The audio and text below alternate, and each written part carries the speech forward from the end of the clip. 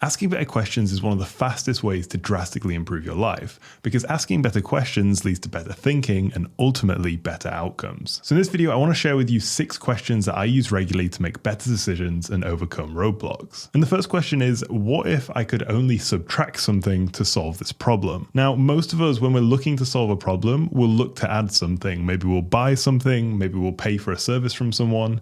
But instead, if we just look to subtract, so if we look to remove something from that problem, then maybe the problem would go away. And the best way to do this is to figure out, can you actually eliminate that problem? Now, there's really 3 ways to eliminate the problem altogether. There is automating that problem, there is outsourcing it to someone else, or there is just not doing it at all. If possible, I personally prefer just removing it entirely. Now, a perfect example of this is inside of our agency. What we've done is we've completely scrapped sending over contracts. Whenever we have a client project, we do not send a contract anymore. And the reason for that is that contracts were taking so much time to set up, send over, get signed on both ends, and make sure everything was set up properly. So instead, we just started trialing not sending contracts at all.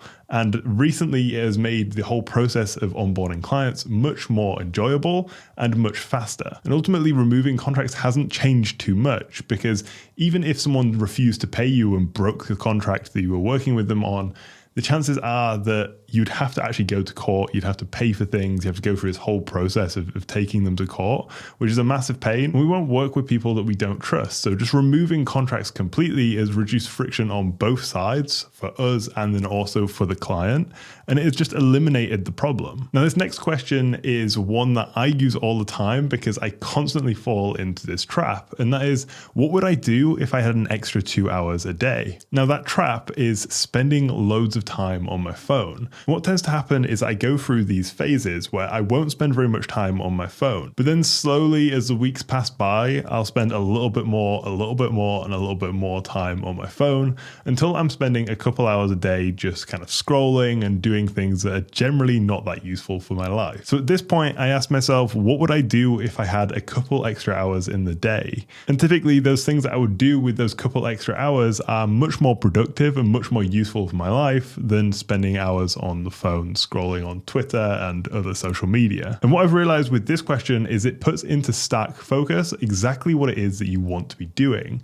Because I always find that there's those things that you want to do and that you say you want to do, but you say, oh, I don't have enough time to do that thing. Typically, you do have enough time. If you really wanted it, you would carve out the time to do it. The kind of thing you're going to answer to this question is a type of thing that is important, but it is not urgent. It's something that will improve your life, but there's no pressing need to actually pursue it. So for me, this is one of those questions that makes it very obvious what I should be spending my time on and makes it a lot easier to spend a lot less time on my phone. Now, this next one is a question you probably heard, and that is, what would it look like if it was easy? Now, the reason this works so well is that it just cuts the clutter and gets straight to first principles thinking. If you were to do this thing and it was simple, it was completely easy to do, what would it look like? Because there's so much artificial complexity in the modern world, it's so easy to end up spending your time doing kind of pointless work and pointless tasks and not really questioning why it's like that. Now, asking this question will make you think through the first, second, third order consequences of something that you're doing. For example, I asked myself, what would it look like if making these YouTube videos were easy for me? And my answer to that was I would spend my time writing, creating a narrative, filming the video, and then I would hand it off to an editor, because editing and that side of things is where the difficulty comes. Now, taking this kind of approach to all different areas of your life helps to drastically simplify things. For me, I constantly find myself asking these types of questions,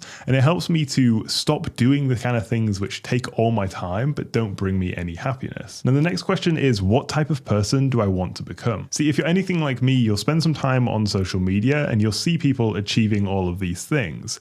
And you kind of think to yourself, I'm a motivated, ambitious person. Maybe I could do that. Maybe I want to do that as well as all the other things that I'm currently doing. You probably know this phenomenon as the shiny object syndrome. If you don't have it, you're one of the lucky ones, but I am a big shiny object syndrome sufferer. Now, the one question that seems to get me back on track and actually focus in on what I do want and what is for me versus what is what other people want is to just ask myself, what type of person do I want to become? Because that makes it very clear what kind of things I should be doing versus the things where I feel like I should be doing them just because other people are doing them. And what I like about this question is it frames it in a way of the 1% improvement every day. When you ask yourself, what type of person do I want to become?